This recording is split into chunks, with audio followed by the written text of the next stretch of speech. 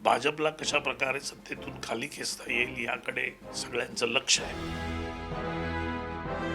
तर आमच्यामध्ये दुफळी आहे, आमच्यामध्ये गडबाजी आहे अजिबात नाही.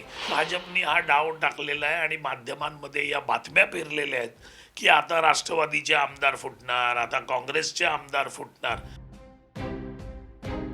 वेळ भाजपच्या विरोधात आहे आणि जो काळ असतो तो जेव्हा त्यांच्या विरोधात जातो त्यावेळी सगळं संपलेलं असतं.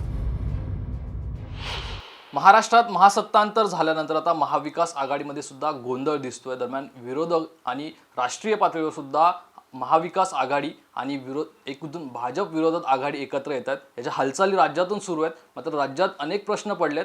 त्या संदर्भात आपण काँग्रेस नेते प्रवक्ते राजू वाघमारे यांच्याशी काही प्रश्न विचारणार, त्यांच्याशी काही चर्चा करणार आहोत. सर, पहिला प्रश्न असा घेतो की आता काही दिवसांमध्येच राज्यामध्ये दोन महत्त्वाच्या घडामोडी घडणार आहेत. त्यामध्ये उद्धव ठाकरे यांची आणि के.सी. वेणुगोपाल यांची भेट होणार आहे. या भेटीकडे कसं पाहता? नक्की काय या भेटीमधून महाराष्ट्राला मिळणार? एक गोष्ट लक्षात घ्या की पूर्ण देशामध्ये भाजप विरोधी लाट ही पूर्णपणे उसळलेली आहे. संपूर्णपणे सगळे विरोधक एकत्र येऊन भाजपला कशा प्रकारे सत्तेतून खाली खेचता येईल याकडे सगळ्यांचं लक्ष आहे. आणि त्याचाच भाग म्हणून वेगवेगळ्या भेटीगाठी आपण बघाल तर राष्ट्रीय पातळीवर आणि राज्यांच्या पातळीवर चालू आहेत. त्याचाच एक भाग म्हणून काँग्रेसचे आमचे जनरल सेक्रेटरी आदरणीय नेते के.सी. वेणुगोपालजी हे मुंबईमध्ये येणार आहेत आणि शिवसेनेचे अध्यक्ष माननीय उद्धव बाळासाहेब ठाकरे, म्हणजे आमच्या दृष्टीने आजही शिवसेना त्यांचीच आहे, तर उद्धव ठाकरे साहेबांची ते भेट घेणार आहेत आणि त्या दृष्टीने पुढच्या ज्या घडामोडी आहेत महाविकास आघाडीच्या त्याच्यामध्ये संपूर्णपणे चर्चा होणार आहे आणि सगळ्या विरोधी पक्षांना एकत्र कसं करता येईल, महाविकास आघाडीमध्ये एकोपा कसा राहील आणि तो जर राहिला आणि विरोधी पक्ष एकत्रच राहिले तरच आपण भाजपला सत्तेतून खाली खेचू शकतो. हा पूर्णपणे खात्री सगळ्या विरोधी पक्षांना झाली आहे आणि त्याच्यामुळे आम्ही सगळे एकत्र येण्याचा प्रयत्न करतोय. नक्कीच महाविकास आघाडीला एकत्र आणण्यासाठी तसेच राज्यामध्ये आणि राष्ट्रीय पातळीवर विरोधक एकत्र येण्यासाठी ही सर्व चळवळ सुरू आहे. मात्र यामध्ये कुठेतरी अडचणी निर्माण होताना दिसत आहेत. एकीकडे राष्ट्रवादीमध्ये काही अशी पावलं उचलताना दिसत आहेत जी महाविकास आघाडीसाठी अनुकूल नाहीत. नाही, एक गोष्ट लक्षात घ्या की प्रत्येक पक्ष जो असतो त्याची वेगवेगळी धोरणं असतात, त्याचे वेगवेगळे विचार असतात. राष्ट्रवादीचे नेते आणि अध्यक्ष यांनी त्यांची जी भूमिका वेगळी मांडली तो त्यांच्या पक्षाचा भाग आहे. पण त्यानंतर जर तुम्ही बघाल तर आदरणीय म्हणजे देशाचे नेते आदरणीय शरद पवार साहेबांनी कालच आमचे पक्षाध्यक्ष आदरणीय मल्लिकार्जुन खरगे साहेब तसेच आमचे ज्येष्ठ नेते आदरणीय राहुल गांधींची यांची दिल्ली येथे त्यांनी भेट घेतली. त्यावेळी त्यांच्यात या विरोधकांना एकत्र येण्याची चर्चा झाली.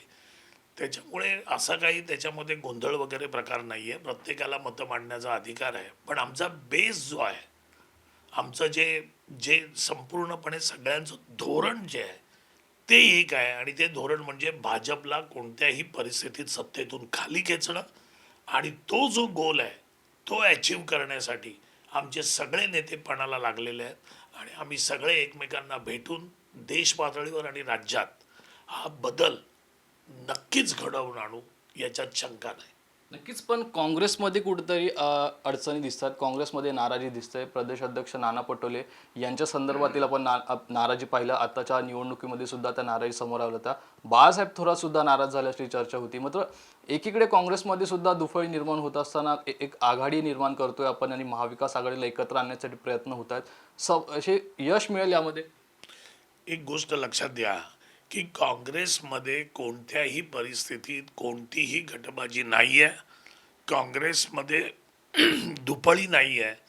मागे ज्या पद्धतीने बाळासाहेब थोरात आणि आमचे पक्षाध्यक्ष आदरणीय नानाभाऊ पटोले यांच्याबद्दल जो वाद निर्माण करण्याचा प्रयत्न माध्यमातून झाला तो पूर्णपणे फसलेला आहे. आमचे दोन्ही नेते अगदी कालच आमची काल परवाला ठाण्याला आमची पक्षाची कार्यकारिणीची बैठक झाली. त्याच्यामध्ये सगळे एकत्र आहेत. सगळ्या ठिकाणी आम्ही एकत्र आहोत. पक्षामध्ये काही मतभेद असतात आणि काँग्रेस पक्षामध्ये लोकशाही आहे आम्ही लोकशाहीचे पुरस्कर्ते आहोत. आम्ही देशामध्ये या लोकशाही जी टिकवली स्वातंत्र्यानंतर ती काँग्रेस पक्षाने टिकवली आणि तीच लोकशाही आमची पक्षात आहे. त्याच्यामुळे प्रत्येकाला मतं मांडण्याचा अधिकार आहे.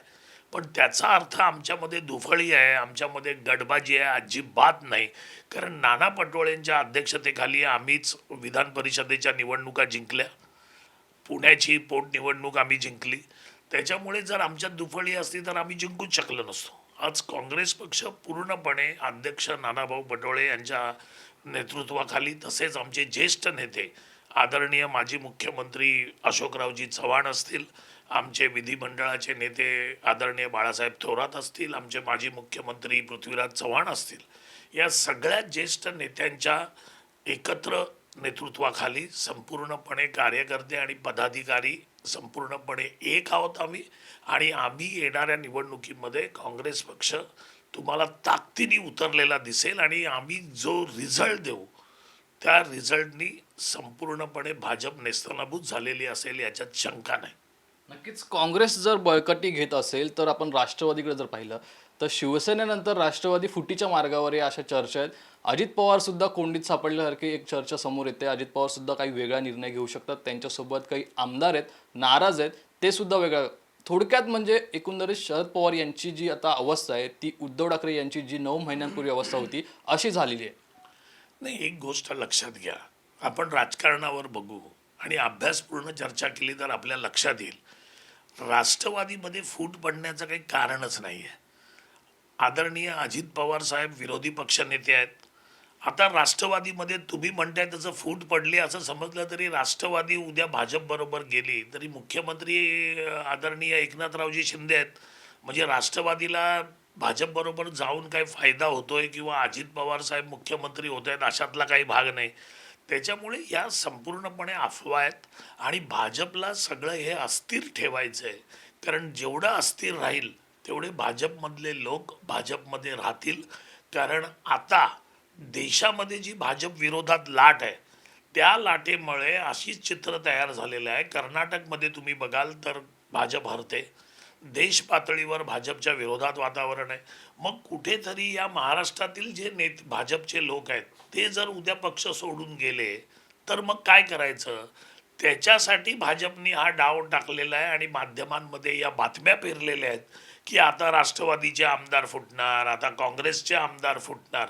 अरे पण आमचे आमदार फुटून त्या बुडत्या जहाजामध्ये भाजपच्या आम्ही जाऊच कशाला. त्याच्यामुळे हा संपूर्णपणे राजकारणाचा भाग आहे, असं काहीही नाही आहे. उलट आपण बघाल तर कर्नाटकमधून लोक काँग्रेसमध्ये येतात आणि तीच परिस्थिती महाराष्ट्रातली आहे. त्याच्यामुळे महाराष्ट्रातले लोक इतर कुठेही जाऊ नये म्हणून भाजप या बातम्या पेरतंय की राष्ट्रवादी आणि काँग्रेस आमच्यामध्ये कदाचित फूट पडणार आहे. असं काहीही नाही.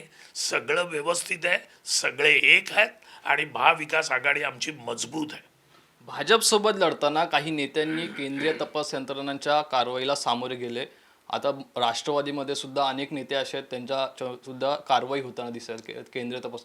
यामध्येच अजित पवारांचं सुद्धा नाव आहे, त्यांच्या सुद्धा काही चौकशा होत आहेत आणि त्यांच्यासोबत आणखी काही आमदार आहेत त्यांचं सुद्धा नाईलाज आहे आणि हे सर्व शरद पवार यांना सुद्धा ठाऊक आहे. अशी एक दबक्या आवाजात चर्चा आणि महाविकास आघाडीमध्ये सुद्धा याची चर्चा आहे. नाही, एक गोष्ट लक्षात घ्या. 2014 नंतर ईडी, सीबीआय, इन्कम टॅक्स या तिन्ही संस्थांचा पूर्णपणे पाठिंबा घेऊन विरोधकांच्या वरती केसेस टाकणं, त्यांना जेलमध्ये टाकणं, या गोष्टी भाजपने सुरू केलेल्या आहेत. आणि एक किळसवाण्या राजकारणाचा, घाणेरड्या राजकारणाचा हा भाग आहे. त्याच्यामध्ये त्यांनी सगळ्या नेत्यांना आतमध्ये टाकलं. त्या PMLA कायद्याचा गैरवापर करून लोकांना आतमध्ये टाकायचं, धमक्या द्यायच्या. आणि मग ज्यावेळी जे लोक त्या धमक्यांना घाबरून भाजपमध्ये जातात, मग शिवसेनेचे काही नेते घ्या, प्रताप सरनाईक घ्या किंवा इतरही नेते घ्या, ते ज्यावेळी भाजपमध्ये जातात त्यावेळी त्यांची चौकशी ही बंद झालेली असते. ते अगदी धुतल्या तांदळासारखे स्वच्छ झालेले असतात. कारण का तर ते भाजपसारख्या वॉशिंग मशीनमध्ये जाऊन आलेले असतात. तर हे जे घाणेरडं राजकारण आहे याला आता काँग्रेस, राष्ट्रवादी, शिवसेनेचे कोणतेही नेते घाबरणार नाही आहेत. तुम्ही बघितलं असेल राजन विचारेंच्या विरोधात त्यांनी चौकशी चालू केली. आता हसन मुश्रीफ साहेबांच्या विरोधात चौकशी चालू आहे. काही जणांना मुद्दाम धमक्या दिल्या जात आहेत, तुम्हाला चौकशीसाठी बोलवू. BBC आता ज्यावेळी मोदींच्या विरोधात जो जो चित्रपट डॉक्युमेंटरी काढली होती, तर आता त्यांनी BBCच्या विरोधात पण ईडीची नोटीस देऊन त्यांच्यावर गुन्हा दाखल करायचा प्रयत्न करतायत. त्याच्यामुळे एक हुकुमशाही पद्धतीचं राजकारण जे भाजप करू पाहत आहे, त्याला आता या देशातली जनता कंटाळलेली आहे. जनतेने ठरवलेलं आहे की काहीही झालं तरी चालेल, पण आता भाजपला 2024 सत्तेवर बसवायचं नाही. त्या दृष्टीने सगळे नेतेही प्रयत्न करतायत. त्याच्यामुळे कोणाला कितीही घाबरवायचा प्रयत्न केला तरी आम्हाला तरी वाटत नाही की आता कोण घाबरून भाजपमध्ये जाणार आहे. कारण मी पुन्हा एकदा सांगतो की बुडत्या जहाजामधून कोणच जात प्रवास करत नाही.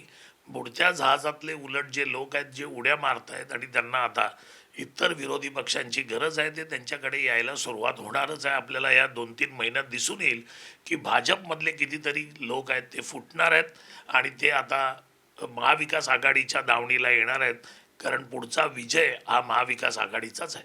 नक्कीच तुम्ही एकीकडे दावा करताय भाजपचे आमदार फुटतील, मात्र एकीकडे असं सुद्धा म्हटलं जातं की भाजपचा बी प्लॅन सुद्धा तयार आहे. जर कोर्टाचा निर्णय, सुप्रीम कोर्टाचा निर्णय ठाकरेंच्या बाजूने लागला तर त्यांना सरकार अस्थिर होईल. हे सरकार स्थिर करण्यासाठी अजितदादांचा सपोर्ट मिळेल आणि अजितदादांसोबत काही आमदार सुद्धा मिळतील. अजितदादांचं पहाटेचा शपथविधी जर पाहिला तर आता सुद्धा अजितदादा जातील असं तुम्हाला वाटतं? बघा, पहाटेच्या शपथविधीबद्दल आपण सगळ्यांना पूर्ण महाराष्ट्राला माहिती आहे. ही तुम्ही जे म्हणताय त्याच्यामध्ये खरं एक तथ्य आहे त्याच्यामध्ये, की ती एक थिअरी आहे की असं सांगितलं जातं की जर कदाचित एकनाथ शिंदे साहेबांच्या विरोधात निर्णय गेला तर मग सरकार पडेल आणि मग सरकार पडू नये या भूमिकेखाली राष्ट्रवादी भाजपला पाठिंबा देईल. अशा प्रकारे जे बोललं जातं ते त्यावेळची परिस्थिती ही वेगळी होती. आताची परिस्थिती वेगळी आहे. कारण आता उद्या राष्ट्रवादी जरी उद्या तुम्ही म्हणालात की हायपोथॅटिकली की भाजपला पाठिंबा देईल, तरी किती दिवस राहिलेत? 6 महिने राहतील कमीत कमी. त्या 6 ते 7 महिन्यासाठी स्वतःचं आणि या जनतेच्या पाठबळाविरोधात, जनतेने त्यांना दिलेल्या या मताविरोधात कोण जाऊन भाजपला पाठिंबा देईल आणि राष्ट्रवादी त्यांच्याबरोबर बसेल असं मला तरी वाटत नाही. कारण आता 6-8 महिन्यासाठी एवढा जो इतिहास आता आपण घडवलेला आहे, एवढ्या 4-5 वर्ष, आता आपण 2.5 वर्ष सत्ता घेतली, भाजपला सत्तेतून लांब ठेवलं, त्या ठिकाणी परत भाजपला बसवण्याचं मला तरी वाटत नाही की असं राजकीय गणित राष्ट्रवादीकडून केलं जाईल. कारण राष्ट्रवादीचे सगळे नेते मोठे सुज्ञ नेते आहेत, मोठे नेते आहेत. तर राष्ट्रवादी असं करेल असं आम्हाला तरी वाटत नाही. ही थिअरी आहे, हे सगळं माध्यमांमध्ये पसरवलं जातं आहे. पण आम्हाला तरी वाटतं की अशा पद्धतीच्या काहीही गोष्टी होणार नाहीत. कारण त्याच्यातून राष्ट्रवादीला फायदाच नाही आहे. 6 महिन्यासाठी पुढचा 5 वर्षाचा कालावधी डावावर लावायला राष्ट्रवादी मला नाही वाटत की तेवढा छोटा विचार करू शकते. त्यांनाही भवितव्य आहे महाराष्ट्रात. चांगला पक्ष आहे तो महाराष्ट्रात, आज नंबर 2चा पक्ष आहे. त्याच्यामुळे ते लोक अशा चुका करतील असं वाटत नाही. नक्कीच महाविकास आघाडीची स्थापना खरं तर झाली ती म्हणजे भाजपला विरोधात ठेवण्यासाठी. मात्र भाजप आता विरोधात असताना एकीकडे राष्ट्रवादीमध्ये मोठ्या खेळी सुरू आहेत. काका पुतण्याची ही खेळी वाटत नाही का तुम्हाला? म्हणजे तुम्हाला याबद्दल काय वाटतं? या सर्व राष्ट्रवादी काँग्रेसमध्ये जे घडतंय बिघडतंय याबद्दल काय वाटतं तुम्हाला? ही खेळी वाटते का तुम्हाला? नाही, बघा ना, तुम्ही एक बघा की राष्ट्रवादीमध्ये अजित पवार साहेबांच्या विरोधात किंवा अजित पवार साहेबांना केंद्रस्थानी ठेवून अशा प्रकारच्या भूमिका मांडल्या जातात. आणि त्याला कारण साहजिकच आहे की जो पहाटेचा शपथविधी झाला त्याच्यामुळे. पण त्याच्यानंतर पुलाखालून बरंच पाणी वाहून गेलेलं आहे. महाराष्ट्राची जी परिस्थिती आत्ताची आहे ती इतकी अस्थिर झालेली आहे. कारण उद्या एकनाथ शिंदे साहेबांचं काय होईल, कोर्टाचा निकाल काय लागेल हे कोणालाच माहीत नाही आहे. तो निकाल लवकरच येईल. आणि मग अशा परिस्थितीमध्ये भाजपचं बोट आपण पकडायचं की ज्या बोटाला आता कोण पकडायला तयार नाही आहे, ज्या हाताला कोण हात द्यायला त्या भाजपच्या तयार नाही आहे. कारण लोकांना कळून चुकलं आहे. आज संपूर्णपणे महाराष्ट्रात बेरोजगारीमध्ये महाराष्ट्र नंबर 2 ते 3ला आहे. आपल्या ग्रामीण भागात शेतकऱ्यांचे प्रश्न सुटलेले नाही आहेत. शेतकऱ्यांना अनुदान मिळालेलं नाही. अवकाळी पावसाचे जो फायदा पाहिजे ते दिला पाहिजे शेतकऱ्यांना, अनुदान पाहिजे ते मिळालेलं नाही आहे. महिलांचे प्रश्न तसेच आहेत, मागासवर्गीयांचे प्रश्न तसेच आहेत. आणि मग अशा परिस्थितीमध्ये अशा कमजोर आणि निकृष्ट दर्जाच्या भाजप पक्षाचा हात कोण पकडेल असं वाटत नाही. आणि राष्ट्रवादीबद्दल ज्या वावड्या उठवल्या जात आहेत, हा एक राजकीय वातावरण गढूळ करायचं, आपल्या कार्यकर्त्यांना भाजपच्या असं दाखवायचं की सगळे आपल्याकडे येत आहेत, त्याच्यामुळे तुम्ही कुठे जाऊ नका, आपली परिस्थिती खूप खूप छान आहे, हा जो दाखवण्याचा प्रयत्न भाजप करते ना, याच्यातून दिसून येते की भाजपच्या पायाखालची वाळू निघून गेलेली आहे. ते घाबरलेले आहेत. कार्यकर्ते पळतील, नेते आता दुसरीकडे जातील, त्याच्यापेक्षा असं दाखवायचं की आता आपल्याकडे लोक येतील म्हणून तुम्ही इथे थांबा. हा त्या डावपेचाचा एक भाग आहे. महाविकास आघाडी किंवा राष्ट्रवादी किंवा काँग्रेस, आमच्यामध्ये काहीही झालेलं नाही. सगळे आमदार अगदी व्यवस्थित आहेत. आणि शेवटच्या 6-8 महिन्यासाठी आमदार सुखाचा जीव दुःखात कशाला घालतील? त्याच्यामुळे मला वाटत नाही की असं काय होईल. नक्कीच. पण आता आपण पाहिलं तर कोर्टाचा निर्णय लागेल, आता 1 महिन्यामध्ये हा निर्णय येण्याची शक्यता आहे. आणि जर हा निर्णय ठाकरेंच्या बाजूने लागला तर हे सरकार अस्थिर होईल. यामध्ये आमदार पुन्हा पळवापळवी शक्यता आहे. यामध्ये नक्की पुन्हा सरकार भाजपचं आलं आणि जर राष्ट्रवादीमधून फुटून आमदार गेले तर काय भूमिका असेल महाविकास आघाडीची? एकंदरीत एकंदरीत राष्ट्रीय पातळीवरती आपण एकत्र येण्याचे आव्हान करतोय, आणि मात्र राज्यामध्ये जे मोठे नेते आहेत त्यांचीच महाविकास आघाडी कुठेतरी दुफळीमध्ये जाते, असं कसं पाहता याकडे मग? पहिली गोष्ट एक लक्षात घ्या, आपण एक एक गोष्ट बघा. उद्या जर अ, आदरणीय मुख्यमंत्री एकनाथरावजी शिंदेच्या विरोधात जर निकाल गेला तर नक्कीच अपात्र झाल्यामुळे सरकार पडण्याची पूर्णपणे शक्यता आहे. पण अशा परिस्थितीमध्ये आता या महाराष्ट्राने जे बघितलंय की ज्या ज्या आमदारांनी आपली जे पक्ष आहे तो बदललेला आहे, ते दुसरीकडे गेलेले आहेत, त्यांच्याकडे लोक कोणत्या भावनेने बघतायत. त्यांना एक विशिष्ट शब्द वापरला जातो आणि तो शब्द आहे गद्दार. आणि त्याचं इतकं स्तोम या महाराष्ट्रात आता झालेलं आहे, तर अगदी गाव पातळीवर गल्ली गल्लीमध्ये खोके ओके अशा प्रकारच्या गोष्टी होत आहेत. त्याच्यामुळे आत्ता या घटकेला ज्यावेळी कोणताही पक्षातला आमदार हा जेव्हा आपला पक्ष बदलेल तर नक्कीच त्यांच्यासाठी पण लोक अशाच शब्द वापरणार आहेत. आणि मग जर तसे शब्द वापरले आणि ते आयुष्यभरासाठी आपल्याला लागले तर आपण पुढची निवडणूक जिंकू का, हा एक प्रश्न आहे. त्याच्यामुळे तशा पद्धतीचे आमदार चलबिचल करण्याचा काही प्रश्न नाही, कारण आता कालावधी कमी आहे. वेळ जो आहे तो महाविकास आघाडीच्या बाजूने आहे. कारण उद्या जरी कोणी जाण्याचा प्रयत्न केला तरी 7-8 महिन्याचाच वेळ आहे.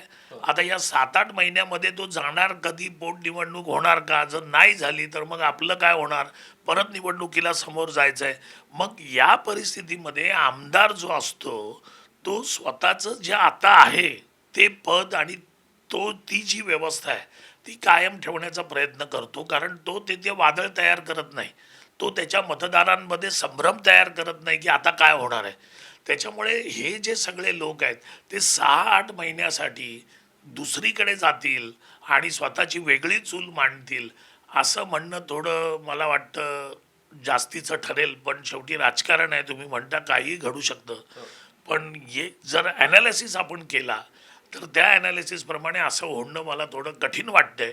राहिला प्रश्न अजित पवारांच्या बिचाऱ्या त्या पहाटेच्या शपथविधीमुळे त्यांच्याकडे बघण्याचा दृष्टिकोन किंवा त्यांच्याबद्दल घेत असलेला संशय किंवा माध्यमांमध्ये त्यांच्याबद्दल होत असलेल्या बाकीच्या गोष्टी, या सगळ्या गोष्टींमुळे ती शक्यता जाणवण्याचा प्रयत्न माध्यमातून आणि इतर ठिकाणाहून केला जातो. पण मला वाटत नाही की आदरणीय ज्येष्ठ नेते शरद पवार साहेब आणि त्यांचा पक्ष किंवा काँग्रेस पक्षातले असे कोण आमदार आहेत. आमच्या पक्षाबद्दल पण असं बोललं जात होतं, आता कालच्या परवाच्या पेपरमध्ये काही आमदार आमच्या संपर्कात आहेत. आमचे आमदार तर कुठे जाण्याचा प्रश्नच येत नाही, जातील कशाला. 8 महिन्यासाठी कुठचा आमदार दुसऱ्या पक्षात जाऊ शकत नाही.